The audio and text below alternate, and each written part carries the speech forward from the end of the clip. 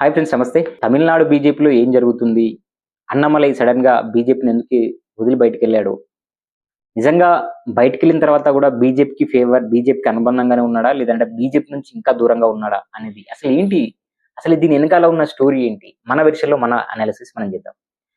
Tamil Nadu BJP నుంచి అన్నమలై అయితే రాజీనామా చేసి తను బయటికెళ్ళి ఒక మూవ్‌మెంట్ తీసుకొస్తాను. నేను తమిళనాడులో ఒక మూవ్‌మెంట్ పొలిటికల్ మూవ్‌మెంట్ లాగా ఆహ్, చేస్తాను అని చెప్పేసి అయితే చెప్పడం జరిగింది. దాంతో పాటు కొంతమంది తనతో పాటు కలిసొచ్చే వాళ్ళున్నారు. చాలామంది యూత్ గూడా నాతో పాటు ఉన్నారని జెప్పేసి అయితే వాళ్ళు చెప్పడం జరిగింది. దానికి తగ్గట్టుగానే ఫాలోయింగ్ గూడా పెరుగుతా ఉంది. బట్ ఎందుకు ఇప్పుడు సడెన్‌గా ఇలా చేయాల్సొస్తుంది? అంటే గత 2 ఎలక్షన్‌లో అన్నామలై దగ్గరుండి 2 అసెంబ్లీ ఎలక్షన్‌లో గూడా ఈ ఎన్నికల పని చేయడం జరిగింది. దానివల్ల వాళ్ళకర్థమైన సినిమా ఏంటనంటే, బీజేపీ ఏదైతే ఈ నార్త్ ఇండియన్ పొలిటికల్ పార్టీ అని అన్నట్టు కావచ్చు, లేదంటే బీజేపీ లాంటి ఐడియాలజీని ఉన్న పార్టీలను ఖచ్చితంగా తమిళియన్స్ యాక్సెప్ట్ చెయ్యరు. అంటే యాక్సెప్ట్ చెయ్యట్లేదు. చేసినా గూడా చాలా తక్కువగా ఉంటుంది. పొలిటికల్ పార్టీలన్నిటికి కూడా main agenda BJP party enter అయితే దాన్ని అపోజ్ చేయాలనే ఒక మెయిన్ ఎజెండానే ఉంటుంది.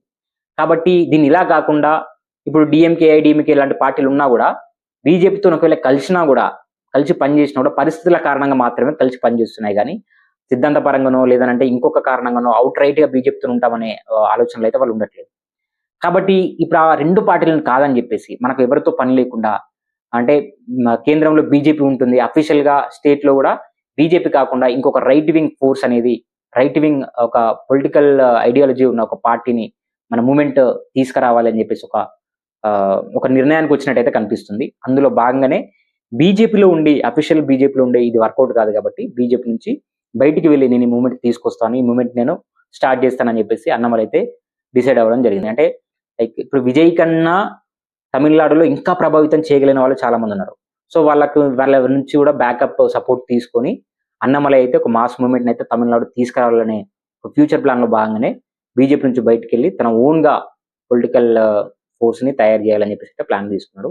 రీసెంట్‌గా ఎలక్షన్ జరిగినాయి. ఇప్పుడు ఏం చేసినా కూడా మళ్ళీ 5 ఇయర్స్ వరకైతే ఎలాంటి మార్పులైతే ఉండవు. కాబట్టి ఆ 5 ఇయర్స్‌లో ఈ ఫోర్స్ స్టార్ట్ అయ్యి మంచి పికప్ చేసిందననుకో, ఆ 5 ఇయర్స్‌లో అన్నమలై నెక్స్ట్ ఎలక్షన్స్ వరకి ఎలాంటి స్ట్రాటజీ తీసుకొనొస్తాడు తమిళనాడులో అనే దాని కోసం మాత్రమే మనం వెయిట్ చేయాల్సింది.